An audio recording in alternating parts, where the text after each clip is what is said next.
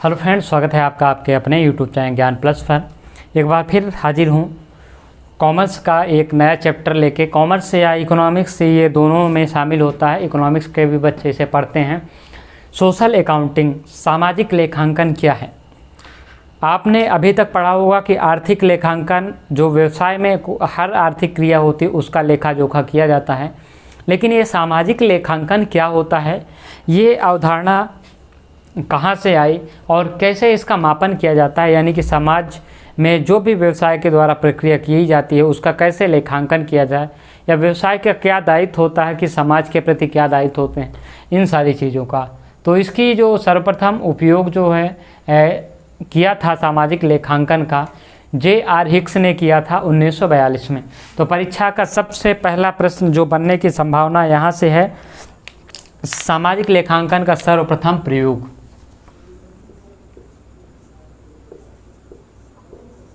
सर्वप्रथम प्रयोग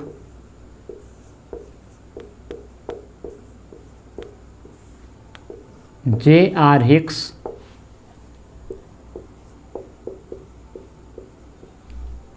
1942 ईस्वी में। ठीक है, तो पहला प्रश्न बन सकता है सामाजिक लेखांकन का सर्वप्रथम प्रयोग कब हुआ था। तो इसलिए हम कहेंगे कि इसको आप देख लीजिएगा, याद कर लीजिएगा, क्योंकि परीक्षा में पूछ सकता है। अब आगे सामाजिक लेखांकन होता क्या है। देखिए, किसी राष्ट्र की जो है आर्थिक क्रियाओं को उचित ढंग से क्रमबद्ध करना ही सामाजिक लेखांकन है। देखिए, आर्थिक क्रिया है, जब तक आर्थिक क्रिया को सामाजिक क्रिया ही क्रमबद्ध करेगी। जो भी आर्थिक कार्य होते हैं व्यापार के, वो समाज के किसी न किसी व्यक्ति द्वारा किए जाते हैं। तो किसी राष्ट्र की आर्थिक क्रियाओं को उचित ढंग से क्रमबद्ध करना ही सोशल अकाउंटिंग कहलाता है। इसको नोट करने की ज़रूरत नहीं है, आप इसको लिख लीजिए अगर चाहते हैं तो आगे हम बढ़ते हैं। ये क्रियाएं विभिन्न कार्य संबंधी वर्गों में बांटी जाती हैं। जो सामाजिक क्रिया है इसको विभिन्न कार्य संबंधी वर्गों में बांटा जाता है। लेखांकन की यह विधि जो है, क्योंकि सोशल अकाउंटिंग लेखांकन की एक विधि हमने आपको अभी बताया, तो लेखांकन की यह विधि किसी राष्ट्र में निर्धारित अवधि में हुए किसी, जैसे कि आप आर्थिक लेखा में करते हैं, एक निश्चित अवधि के अंदर जो भी आर्थिक गतिविधियां होती हैं उनको आप नोट करते हैं। इसी प्रकार से लेखांकन में सामाजिक लेखांकन की यह विधि जो है किसी राष्ट्र में एक निश्चित अवधि में सामाजिक आर्थिक परिवर्तनों, जो सामाजिक आर्थिक परिवर्तन होते हैं उसको बृहत रूप से प्रकट करती है। ठीक है, तो किसी भी राष्ट्र में एक निश्चित समय में सामाजिक आर्थिक परिवर्तनों को यह व्यक्त करती है, इसे राष्ट्रीय लेखांकन भी कहा जाता है। तो इसका दूसरा नाम क्या हो जाएगा, इसे राष्ट्रीय लेखांकन भी कहा जाता है।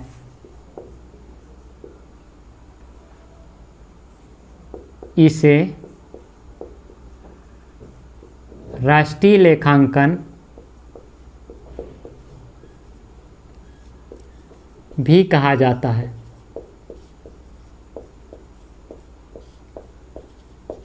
तो यहाँ से दो प्रश्न आपके बनने की जो संभावना है, एक तो इसका प्रयोग और दूसरा इसे का दूसरा नाम। ठीक है, तो इसे राष्ट्रीय लेखांकन भी कहा जा सकता है। अब इसे हम देखते हैं, कहा जाता है, सॉरी कहा नहीं जा सकता है। अब इसको हमने देख लिया कि किसी भी देश में एक वर्ष, एक निश्चित समय के अंदर जो आर्थिक सामाजिक गतिविधियां हुई हैं उनका जो है उनको प्रकट करना ही सामाजिक लेखांकन के अंतर्गत आता है। अब इसको हम देख लेते हैं। सामाजिक लेखांकन समस्त अर्थव्यवस्था के विभिन्न क्षेत्रों की आर्थिक क्रियाओं का सांख्यिकीय विवरण प्रदान करता है। ठीक है, अब ये आपकी क्या है, इकोनॉमी है। इसके विभिन्न क्षेत्र होते हैं, जैसे आपका व्यवसाय, सेवा क्षेत्र हो गया, इसमें विभिन्न प्रकार के व्यवसाय हो गए, सेवा क्षेत्र या पेशा आप जिसे कह सकते हैं, सेवा को पेशा भी आप कहते हैं। तो इन समझ और सामाजिक क्रिया जो कि समाज के द्वारा किया हुआ सामाजिक क्रिया, तो ये क्या होता है कि जो किसी भी इकोनॉमी में, किसी अर्थव्यवस्था में विभिन्न क्षेत्रों में, अब व्यवसाय में भी कई क्षेत्र हो जाएंगे, आपको पता है, सेवा में भी कई प्रकार के हो जाएंगे, सामाजिक क्रिया, पेशा, ये सारे कई प्रकार के होते हैं। ठीक है, तो ये क्या होता है, इन सब का जो है किसी भी इकोनॉमी में इन सब का जो है क्या करती है, सांख्यिकी जो है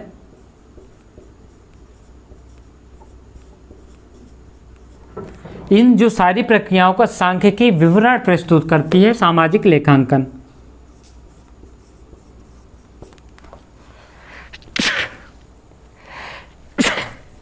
तो सामाजिक लेखांकन क्या है? ये जो है विभिन्न किसी भी इकोनॉमी में विभिन्न प्रकार के सामाजिक परिवर्तन या आर्थिक क्रिया को क्या कहते हैं?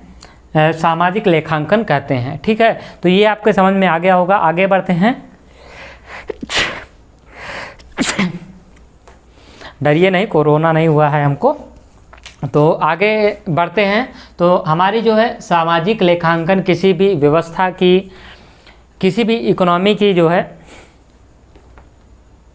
विभिन्न प्रकार के विवरण प्रस्तुत करना ही होता है, और इनके संबंध में जो है सांख्यिकी विवरण प्रस्तुत करता है और सामाजिक जो है लेखा प्रस्तुत करता है। इसके संबंध में जो है सूचना प्रकट करता है, वही हमारा सामाजिक लेखांकन है।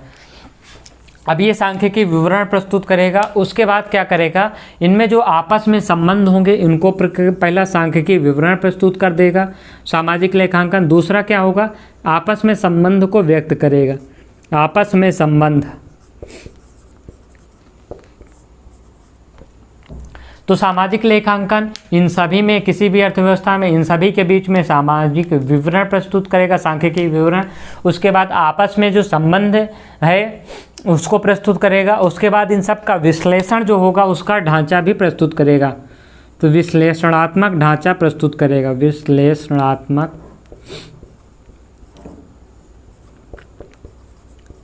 ढांचा प्रस्तुत करेगा। तो ये तीन जो प्रमुख कार्य हैं सामाजिक लेखांकन है वो किस प्रकार से काम करता है ये हो जाएंगे। अब हम देखते हैं सामाजिक लेखांकन के घटक, जिसे कि आप एलिमेंट्स कह सकते हैं, कंपोनेंट्स कह सकते हैं।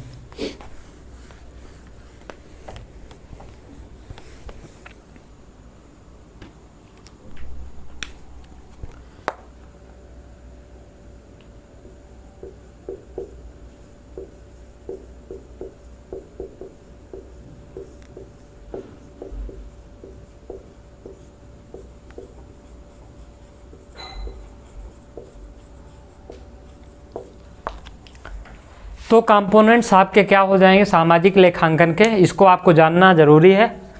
इसके कई सारे कंपोनेंट्स हैं, जैसे कि उत्पादन, उपभोग, पूंजी, संचय, सरकार द्वारा लेन देन, ये सारे इसके क्या हो जाएंगे? इसके घटक हो जाएंगे। तो चलिए एक एक घटक को हम देखते हैं विस्तार से। पहला हो जाएगा उत्पादन लेखा, प्रोडक्शन अकाउंटिंग।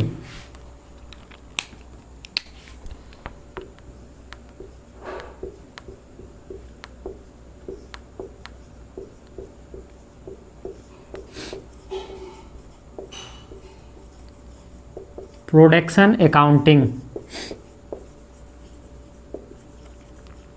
इसके नाम से ही आप समझ जाएंगे कि उत्पादन लेखा यानी कि उत्पादन से संबंधित लेखे।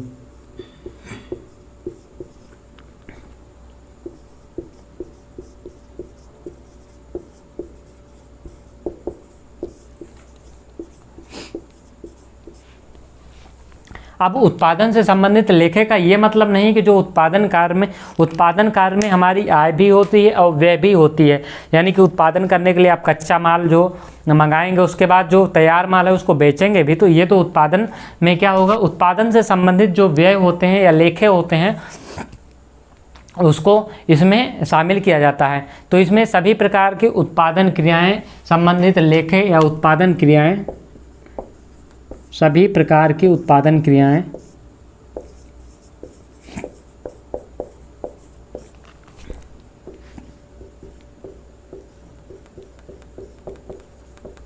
शामिल की जाती हैं।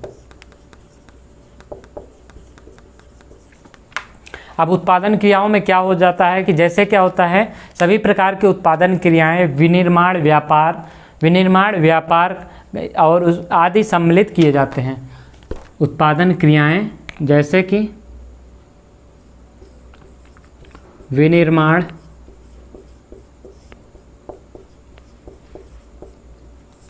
व्यापार शामिल की जाती हैं। ठीक है, तो इसमें क्या क्या शामिल किया जाता है? इसके अंतर्गत सार्वजनिक एवं निजी क्षेत्र की कंपनियां, स्वायत्तधारी कंपनियां जो स्वायत्तधारी होती हैं, साझेदारी, सरकारी स्वामित्व वाले व्यवसाय आते हैं। इसके अंतर्गत सभी जो उत्पादन कार्यों में लगे होते हैं वो सारे आते हैं, चाहे सरकार हो, चाहे प्राइवेट कंपनी हो, चाहे एकाकी व्यापार हो, चाहे वो आपकी कंपनी हो, चाहे आपकी पार्टनरशिप हो। ठीक है, इसके अंतर्गत सभी आते हैं क्योंकि समस्त उत्पादन क्रियाएं इसी क्षेत्र के भीतर होती है। उत्पादन लेखा है तो क्योंकि समस्त उत्पादन का लेखा जो है, उत्पादन क्रियाएं किसी भी क्षेत्र में होंगी उसका लेखा जोखा इसी के अंतर्गत होगा, उत्पादन क्रियाएं इसी के अंतर्गत होती हैं। तो उत्पादन लेखे में क्या होता है? आय पक्ष में प्राप्तियां व सेवाओं के विक्रय से उपलब्ध होती हैं। इसमें जो होता है देखिए, दो प्रकार से इसका खाता बनता है। एक हो जाएगा प्राप्तियां हो जाएंगी और एक हो जाएगा खर्चे। उत्पादन लेखा में क्या खर्चा होगा? एक तो मटेरियल होगा, सॉरी ये तो खर्चे हो जाएंगे, मटेरियल्स हो जाएंगे।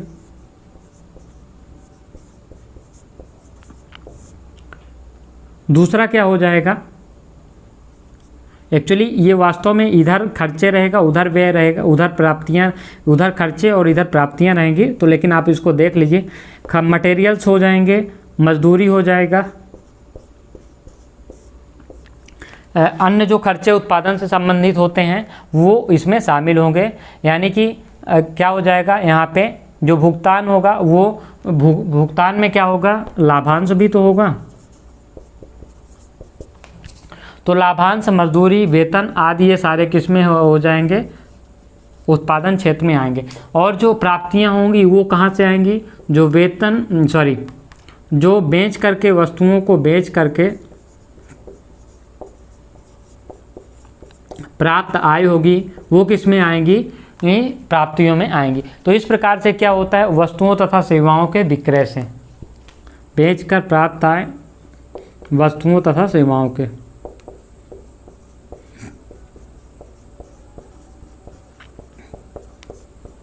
तो ये कुछ इस प्रकार से उत्पादन लेखा हो गया। इसको हम एक बार शॉर्ट में आपको रिवीजन कर देते हैं कि इसमें उत्पादन संबंधी लेखे सभी जो उत्पादन क्रियाएं शामिल होती हैं, चाहे वो विनिर्माण हो, चाहे व्यापार में हो। इसमें सरकारी, गैर सरकारी, प्राइवेट कंपनी, सरकारी कंपनी और पार्टनरशिप, एकाकी व्यापार आदि सभी शामिल किए जाते हैं। इसमें प्राप्तियां तथा आय दो प्रकार से होती हैं। एक जो होते हैं प्राप्तियां जो बेचकर वस्तुओं का जो उत्पादन किया जाता है उनको बेचकर आय प्राप्त होती है, तथा उनमें जो खर्चे उत्पादन से संबंधित किए जाते हैं वो खर्चे शामिल होंगे। तो ये आपका उत्पादन लेखा हो गया। अब हम अगले स्टेप की ओर बढ़ते हैं, लेखांकन के घटक में दूसरे कंपोनेंट्स की ओर बढ़ेंगे। तो यहाँ पे आपका उत्पादन लेखा के हमने डिटेल में समझा दी। कोई कन्फ्यूजन हो तो आप कमेंट बॉक्स में डाल सकते हैं। अब हम दूसरा देखते हैं, उपभोग लेखा।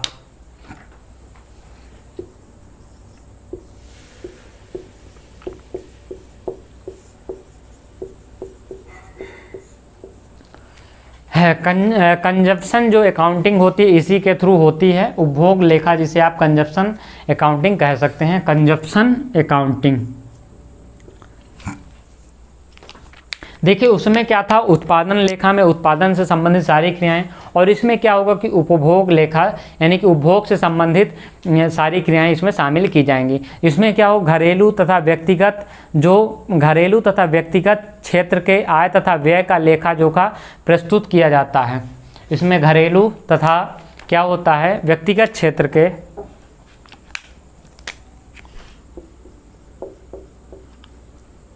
घरेलू तथा व्यक्तिगत उपभोग के लेखों को किया जाता है।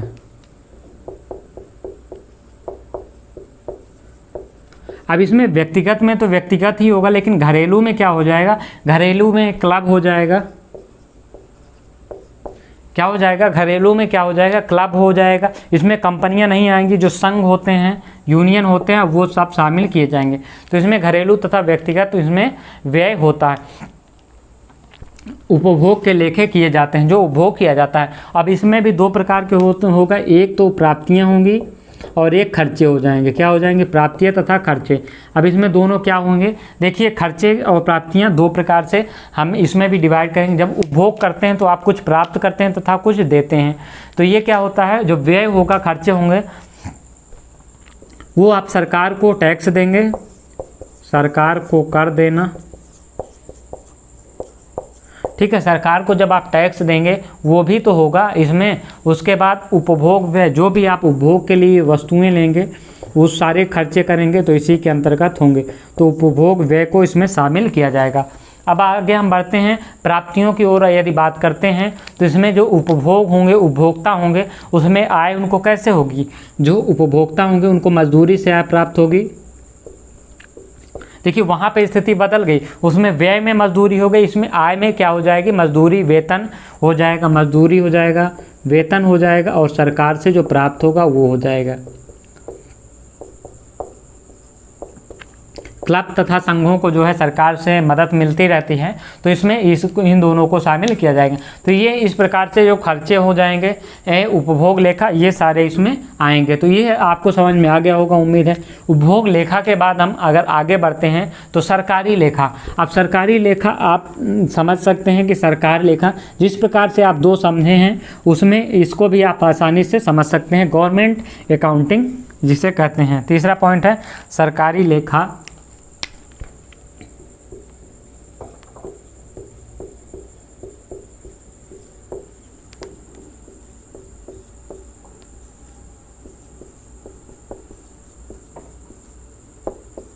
गवर्नमेंट अकाउंटिंग, अभी तक हमने जो चीज़ें देखी हैं उसमें उत्पादन लेखा तथा उपभोग लेखा देखा है। अब गवर्नमेंट अकाउंटिंग, इसमें क्या होता है? गवर्नमेंट अकाउंटिंग से संबंधित आप समझ ही गए होंगे कि सरकारी क्षेत्र के आय तथा व्यय से संबंधित होता है। ये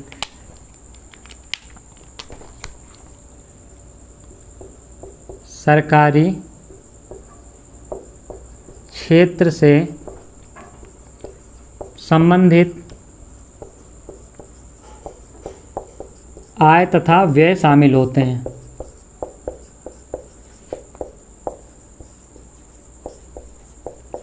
अब आप समझ गए होंगे कि आय, सरकारी क्षेत्र से आय व्यय कैसे प्राप्त होते हैं। इसमें आपको पता है कि जो सरकार पैसा प्राप्त करती है टैक्स के माध्यम से या विभिन्न माध्यमों से, उसको क्या करती है? सरकारी क्षेत्र में से वो आय हो गई। और व्यय क्या करती है? तो वो विभिन्न प्रकार के व्यय जो है से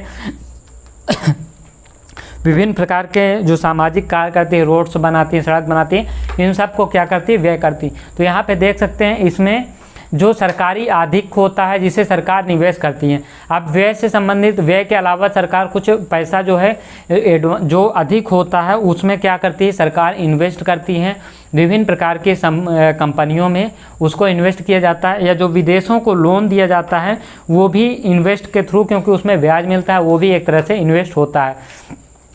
तो जो इन्वेस्ट किया जाता है सरकारी उपक्रमों में निवेश करते, जो अधिक होता है सरकार वो सरकारी उपक्रमों में निवेश करती हैं।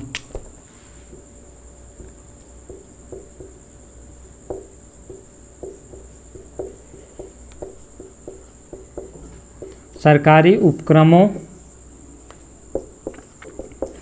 में निवेश करती है।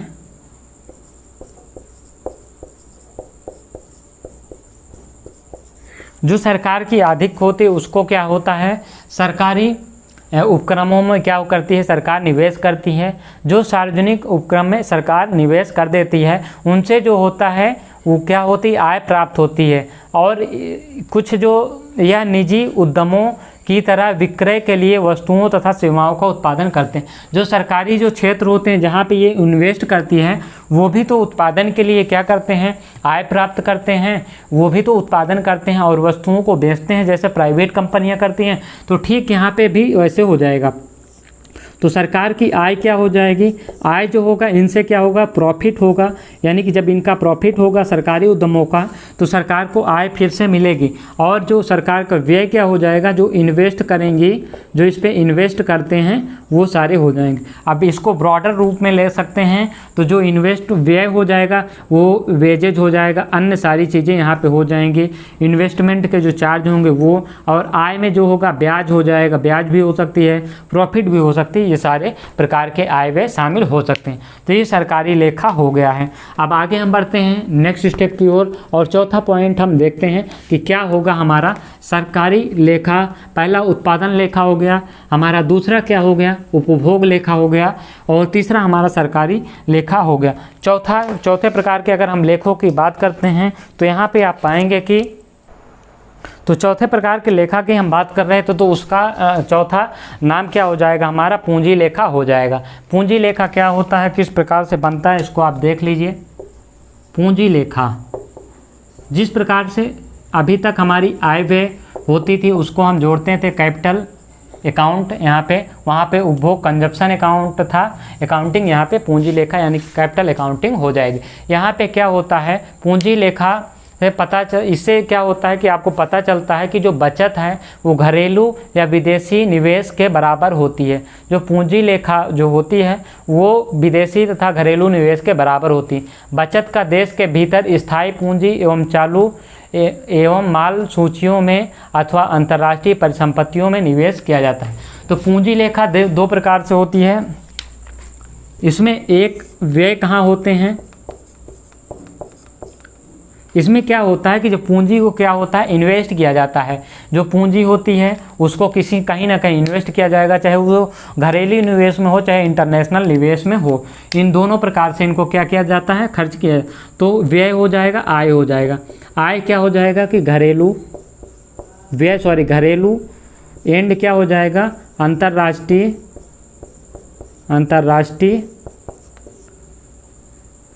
अंतर्राष्ट्रीय संपत्तियों में निवेश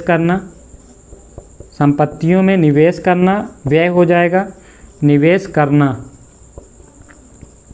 और जिससे आय प्राप्त होगी इससे क्या होगा, या तो ब्याज प्राप्त होगा या तो रिटर्न प्राप्त होगा, ये दोनों क्या हो जाएंगी, इनकी आय हो जाएंगी। तो ये इस प्रकार से पूंजी लेखा में किस प्रकार से जो पूंजी होती है उसको इन्वेस्ट किया जाता है, और इसको यह देखा जाता है कि घरेलू निवेश विदेशी निवेश किस प्रकार से बराबर है कि नहीं। तो ये इस प्रकार से पूंजी लेखा का आप लेखांकन करते हैं।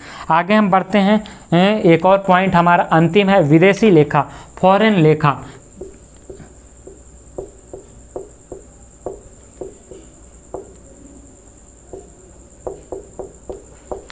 फॉरेन अकाउंटिंग, ठीक है। तो विदेशी लेखा में क्या होगा इसको आपको समझना जरूरी है। फॉरेन अकाउंटिंग में हमारा क्या होता है कि विदेशी लेखा किसी देश के शेष विश्व के साथ लेन देन को दिखाता है।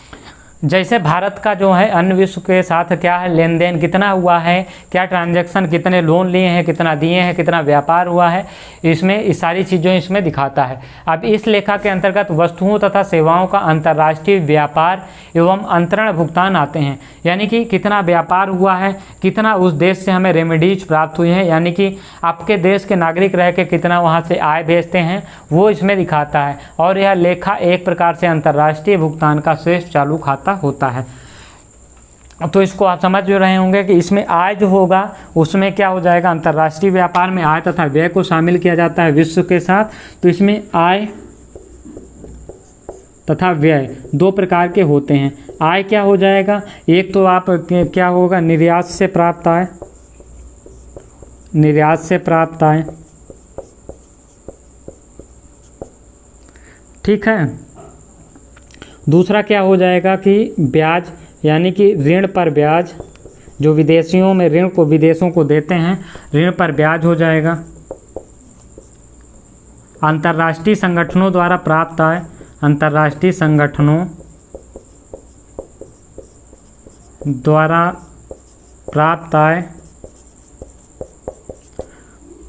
देशवासियों द्वारा भेजा गया पैसा, जो देशवासी विदेशों में रह के देशवासी द्वारा भेजा गया पैसा, जो विदेश में रह के कमाई करते हैं वो अपनी आय का एक निश्चित हिस्सा भेजते हैं, कुछ हिस्सा भेजते हैं भेजा गया पैसा। तो इससे आय होती है। अब व्यय क्या हो जाएगा, क्या हो जाएगा, एक्सपोर्ट हो जाएगा, यानी कि जो एक्सपोर्ट हो, इम्पोर्ट होगा आयात पर व्यय। जो विदेशों से ऋण लिए हैं उस पे क्या होंगे, ब्याज देंगे। और भारतीय संपत्ति, भारत में जो मतलब देश में विदेशी जो कार्य कर रहे हैं वो विदेशियों द्वारा भेजा गया पैसा, विदेशियों द्वारा देश से कितना पैसा बाहर भेजा जा रहा, द्वारा भेजा गया पैसा। तो इसमें इतने प्रकार के जो हैं लेखे किए जाते हैं आय व्यय। तो ये हो गए आपके उत्पादन के घटक हो गए 6, टोटल आपके 5 पॉइंट्स थे जिसको हमने करा दिए हैं। अब लेखांकन का महत्व आप देख लीजिए, तो बहुत ज़रूरी होगा लेखांकन का महत्व आपके लिए। हम इसको नोट नहीं करेंगे, इसको हम आपको बता दे रहे हैं। तो पहला लेन देन का वर्गीकरण। देखिए आपने विभिन्न प्रकार के लेखा किया, ठीक है, इसमें लिख ही देते हैं, नहीं तो फिर आप लोग कंफ्यूज होने लगे कि हम कौन सा पॉइंट बोल रहे हैं।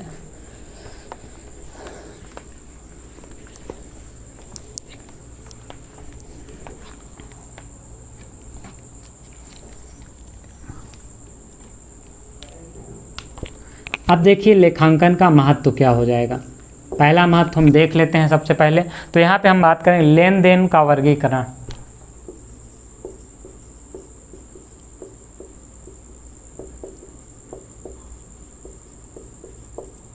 अभी आपने देखा है कि जो विदेशियों से आय प्राप्त हो रही है उसमें विभिन्न प्रकार के खाते देखा, पूंजी लेखा, सरकारी लेखा, विदेशी लेखा, व्यय लेखा, आय लेखा, सारी चीज़ें आपने देखी। तो इससे क्या होता है कि जो लेन देन होते हैं उसको अलग अलग भागों में बढ़ जाता है, जिससे कि उसको हमें समझने में या उसको जानने में उसको बहुत आसानी होती है। आर्थिक ढांचे को समझने में आसानी, जैसा कि हमने बताया कि अलग अलग होगा तो उसको आप आर्थिक ढांचे को किसी भी अर्थव्यवस्था के आसानी से समझ सकते हैं। आर्थिक ढांचे को समझने में आसानी,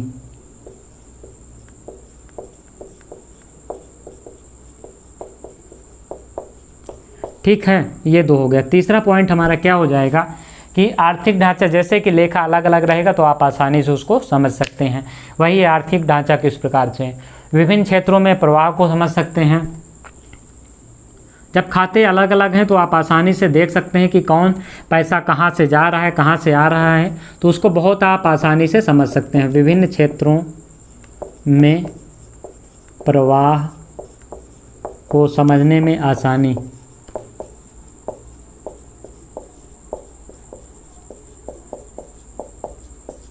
ठीक है। तो ये तीसरा पॉइंट हो गया। अब चौथा पॉइंट हमारा क्या हो जाएगा, विभिन्न धारणाओं के संबंध स्पष्ट करना। जो विभिन्न कॉन्सेप्ट हैं वो स्पष्ट हो जाता है।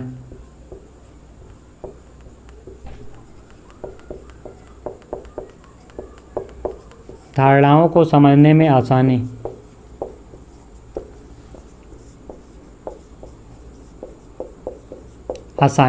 तो इसमें क्या, तो यहाँ पे विभिन्न धारणाओं को समझने में आसानी होती है।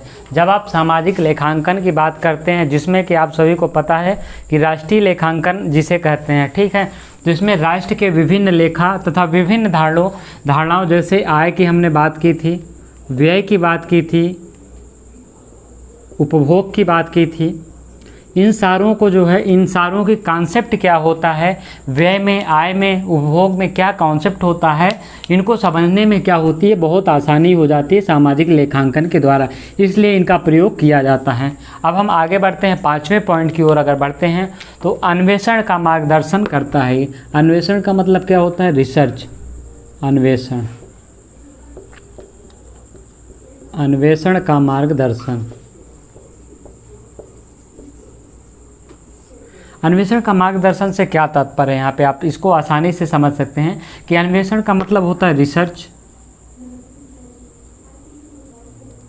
रिसर्च होता है। अब जब आपके पास विभिन्न आंकड़े हैं तो किसी भी चीज़ में आप जब रिसर्च करना चाहते हैं तो जब आपके सामने आंकड़े होते हैं तो आप उसको आसानी से, आपको बहुत ज़्यादा डाटा सर्च करने की ज़रूरत नहीं होती, उसको आप आसानी से बहुत ही, क्योंकि सारे डाटा हैं तो आप उसको आसानी से समझ सकते हैं और उसमें जो भी आप रिसर्च करना चाहते हैं उसको आप आसानी से कर सकते हैं। तो ये अन्वेषण का मार्गदर्शन करता है। आय विवरण की प्रवृत्तियों को समझना,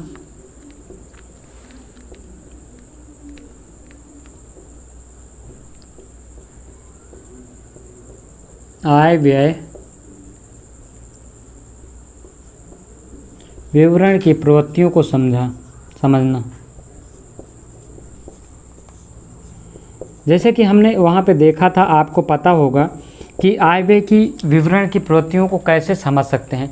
तो यहाँ पे हम आपको बता दें कि आय व्यय विभिन्न प्रकार के, जब कंजप्शन हम कर रहे थे तो वहाँ भी आय व्यय हो रहा था। जब सरकारी खर्च थे, सरकारी लेखों की बात कर रहे थे, तो वहाँ पे भी इसी प्रकार के जो सारी डिटेल्स थी, ये आय व्यय का विवरण हर खातों में जो है आय व्यय का, विदेशी लेखा, पूंजी लेखा, सब में जो है आय व्यय का जो है विवरण लिखा होता था। तो इनको विभिन्न प्रकार के इकट्ठा एक जगह करके आय व्यय को आप उनकी प्रवृत्तियों को आसानी से समझ सकते हैं, उनके विवरण के डाटा को। तो यहाँ पे ये सारी जो महत्व रहा है, किसका महत्व रहा, सामाजिक लेखांकन का ये महत्व रहा है। अर्थव्यवस्था का चित्रण भी ये करती है, यानी कि संपूर्ण अर्थव्यवस्था का चित्रण भी इसी के द्वारा हो जाता है। अगर आप इस डाटा का एनालिसिस कर लेंगे तो अर्थव्यवस्था को आप आसानी से समझ सकते हैं। अर्थव्यवस्था का चित्रण, तो ये आपके कुछ जो है महत्वपूर्ण जो है महत्व हो गए हैं सामाजिक लेखांकन के। आगे हम बात करेंगे कि इसकी कठिनाइयाँ क्या होती हैं, सामाजिक लेखांकन को मापने में या लेखांकन करने में कौन कौन सी कठिनाइयाँ होती हैं। ये बहुत ज़रूरी है, क्योंकि किसी भी चीज़ में देखिए, जब सामाजिक लेखा करते हैं तो हर चीज़ को मुद्रा में आप नहीं मान सकते, और लेखांकन उन्हीं चीज़ों को होता है जिनको हम मुद्रा में मापते हैं। तो क्या क्या कठिनाइयाँ आती हैं हमारे सामने जब हम देखते हैं सामाजिक लेखांकन को, जब हम अध्ययन करते हैं सामाजिक लेखांकन को, तो हमारे सामने क्या क्या कठिनाइयाँ उत्पन्न होती हैं। कठिनाइयाँ,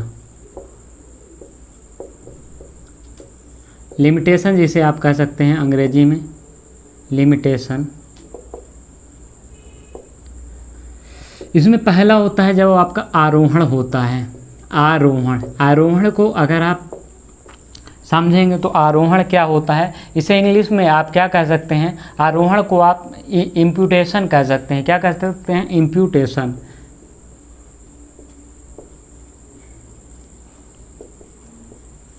अभी हमने एक चीज़ आपसे कही थी कि हर चीज़ का जो है लेखा जोखा, जिनका हम अकाउंटिंग करते हैं उनका लेखा जोखा हम मनी में करते हैं, ठीक है। लेकिन बहुत सी ऐसी चीज़ें होती हैं जिनका लेखा जोखा मनी में करना संभव नहीं है। जैसे कि माँ के द्वारा दी गई सेवा, माँ के द्वारा दी गई सेवा, क्या आप माँ के द्वारा बच्चों की गई सेवा को मुद्रा में माप सकते हैं? कभी नहीं माप सकते हैं। इसी प्रकार से पिता द्वारा बच्चों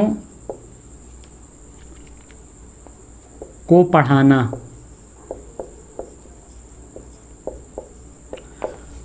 खुद की बागवानी में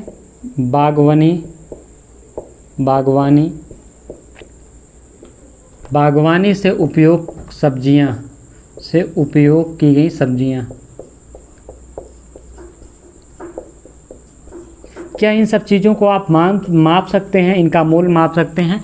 जी हाँ, वास्तव में इनका मूल मापना संभव नहीं है, लेकिन क्या करेंगे कि आप इन सब का फिर भी एक एस्टीमेट लगाया जाता है। इनका मापन और इनका लेखा जोखा कहीं नहीं किया जा सकता है। तो जिन चीज़ों का मुद्रा में लेखा नहीं किया जा सकता है उन्हें ये सारी सामाजिक प्रक्रिया है, फिर भी इनका लेखांकन नहीं हो पाता है। इसीलिए क्या कहते हैं कि इम्प्यूटेशन, यानी कि जो कठिनाई होती है वो सामाजिक लेखन की, वो होता है कि आरोहण, हर चीज़ को मुद्रा में ना माप पाना। तो ये पहली कठिनाई हो गई। दोहरी गणना, अगला हमारा क्या हो जाएगा, दोहरी गणना, डबल काउंटिंग जिसे आप कह सकते हैं।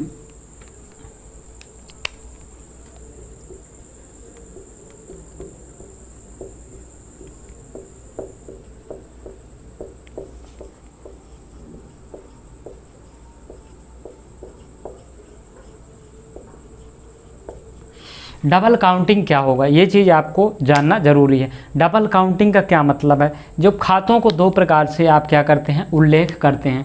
दो प्रकार से उल्लेख करने का क्या तात्पर्य है यहाँ पे?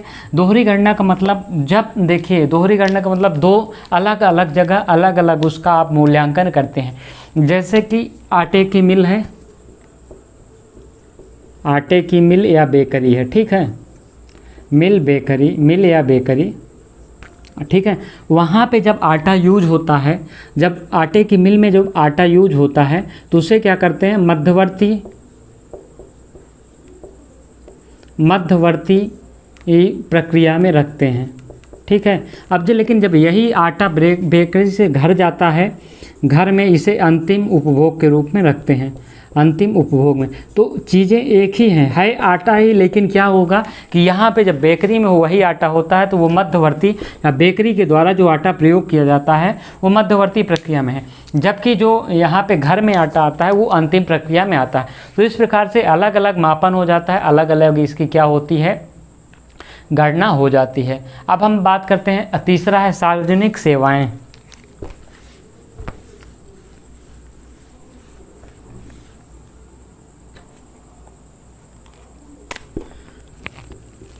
सार्वजनिक सेवाओं को क्या तात्पर्य है?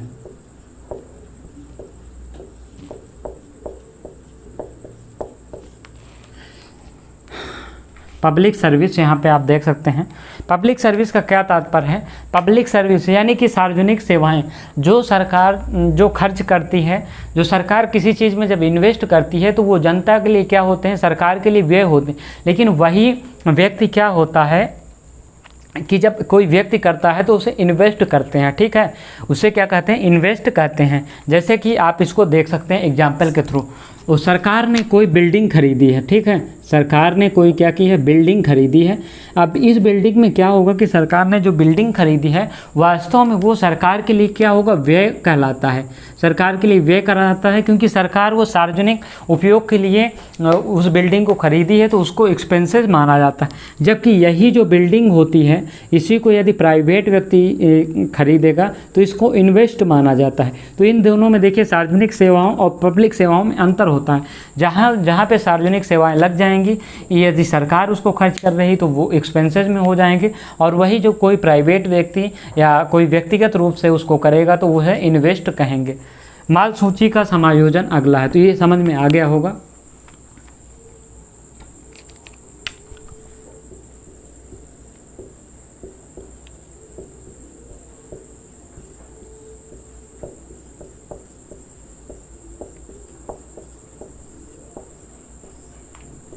अब यहाँ पे देखिए माल सूची का समायोजन। अब देखिए कोई भी चीज़ होती है, जैसे कि कोई भी माल हो गया, उसका समायोजन आप कैसे करने, सामाजिक लेखांकन में बहुत कठिनाई होती है।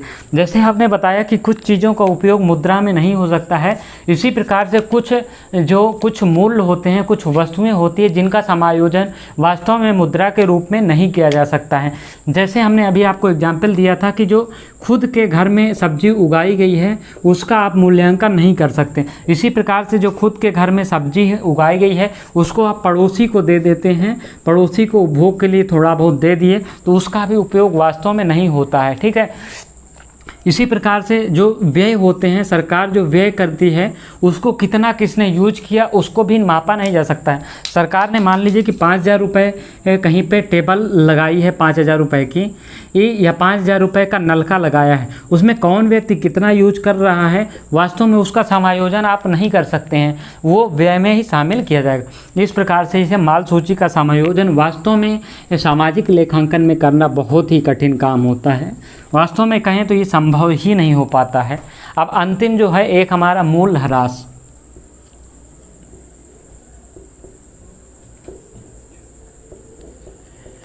मूल्यह्रास क्या होता है? जब कोई संपत्ति आपकी होती है 10 साल की हो गई तो उसका 10% 100 से आप भाग दे दीजिए तो वो आपका प्रतिवर्ष 10% निकल जाएगा। लेकिन क्या आपकी कोई संपत्ति 50 साल के लिए काम है 100 साल के लिए उसको 2% परिवर्ष निकालना, क्या वास्तव में ये उपयोगी होता है? बिल्कुल उपयोगी नहीं होता है, क्योंकि एक निश्चित समय के बाद इसमें एक्सपेंसेस अलग से लगते हैं, यानी कि उसको मेंटेनेंस कराने का खर्चा लगता है। और ज़रूरी नहीं कि ये 50 साल चले, ये संपत्ति 60 साल 70 साल भी चल सकती है, या ये 40 साल में भी नष्ट हो सकती है। तो इस प्रकार की जो बहुवर्षीय संपत्तियाँ होती हैं उनका वास्तव में मूल्यह्रास ज्ञात करना, एग्जैक्टली सही मूल्यह्रास ज्ञात करना और उनका प्रतिवर्ष लेखांकन करके उनको दर्शाना, सही उचित दर्शाना, ये वास्तव में संभव नहीं होता है। तो इसी में ये क्या होता है कि ये भी कठिनाइयाँ एक सामाजिक लेखांकन में आती है, क्योंकि यहाँ पे समाज से जुड़ी चीज़ें होती हैं। तो ये रहा आपके लिए सामाजिक लेखांकन के सारे महत्वपूर्ण पहलू जो परीक्षा के दृष्टि से बन सकते थे। यहाँ पे प्रश्न बनेंगे तो यही प्रकार के बनेंगे कि माल सूची का सामाजिक लेखांकन की कठिनाई में आरोहण में किस प्रकार की कठिनाइयाँ आएंगी, तो इसको आप समझ सकते हैं। दोहरी गणना कैसे होगी, यहाँ से कोई भी प्रश्न उठा के आपसे बन सकता है बड़ी आसानी से।